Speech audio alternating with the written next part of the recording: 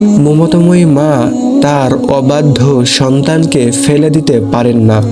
আপনার রব তো তার চেয়েও বহুগুণ মায়া নিয়ে আপনাকে ফিরে আসার আহ্বান করছেন। আপনি কি ফিরবেন না?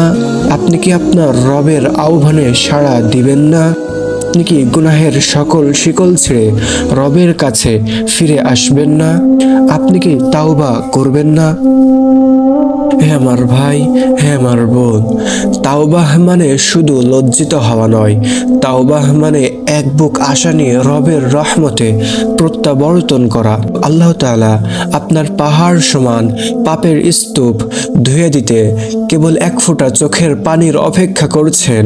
তিনি দেখতে চান তার বান্দা নিষ্কৃতকর্মে অনুশোচনায় গভীর রজনীতে জায়নামাজে দুফোঁটা পানি ফেলে কিনা। মনে রাখবেন, আপনি আপনার রবের দিকে এক কদম এগিয়ে আসলে তিনি 10 কদম এগিয়ে আসেন।